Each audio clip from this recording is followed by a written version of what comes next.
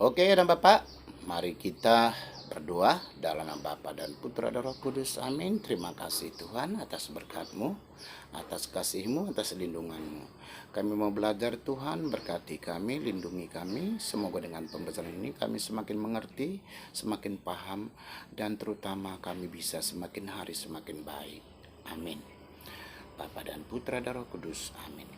Nah, halaman 94 tentang pemenuhan janji Allah. Janji itu apa? Janji itu harus ditepati. Sesuatu yang mau diberikan kepada seseorang, itulah janji. Dan orang yang memberikan janji itu seharusnya ditepati.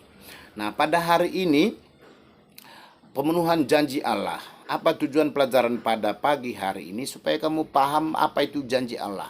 Dan bagaimana Allah memenuhi janjinya.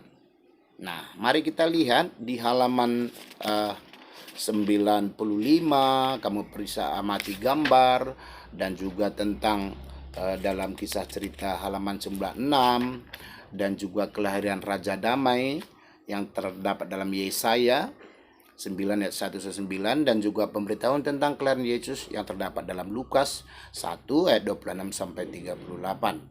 Nah, ternyata Tuhan memenuhi janjinya sudah dinubuatkan ketika hidup Nabi Yesaya. Di dalam Nabi Yesaya sudah dikatakan, Nabi Yesaya bernubuat. Nabi Yesaya ini adalah utusan Tuhan, penyambung lidah Tuhan, juru bicara Tuhan. Nah, dia mengatakan akan lahirlah penasehat ajaib, akan lahirlah Allah yang perkasa, Bapa yang kekal, dialah Raja Damai. Nah, di dalam Injil Lukas juga dia mengutus malaikat Gabriel, ya, bahwa akan lahir melalui Bunda Maria, melalui keturunan Raja Daud. Dan itu terpenuhi dalam Perjanjian Baru, di dalam Injil. Terpenuhi bahwa memang Yesus datang dengan bayi yang lemah. Tetapi dengan kelemahan itu, dia menggambarkan manusia itu haruslah rendah hati, haruslah selalu berjuang dengan keras, haruslah penuh cinta kasih. Nah, inilah janji itu yang diberikan Tuhan kepada umat manusia. Walaupun janjinya itu butuh proses yang sangat tinggi. Yesus harus hidup, Yesus harus memberikan wejangan, harus memberikan perumpamaan, harus mempraktekkan hidupnya. Dan yang paling mengerikan, dia harus disalib, harus dibunuh, harus disiksa, harus dihina, martabatnya dijatuhkan. Nah, saat itu siapa yang hadir di dalam penyaliban Yesus itu? Berapa para rasul yang hadir? Ya, kalau tidak salah dalam kitab suci, tinggallah Bunda Maria dan Yohanes, ya, yang hadir di situ. Ya, yang lainnya mungkin ketakutan. Ya, ada juga Simon dari Kirene, dari di luar daripada rasul. Nah, anakku sekalian, janji itu jangan terlalu gampang memberikan kepada orang.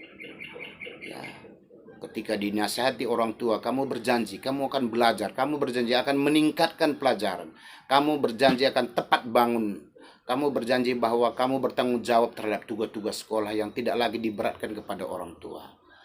Nah, apabila janji itu tidak kamu tepati, berarti kamu itu manusia bohong, manusia belajar berbohong. Nah, ketika manusia itu belajar berbohong, awal-awal sih merasa berdosa, tapi lama-lama menjadi karakter, menjadi kebiasaan. Ya.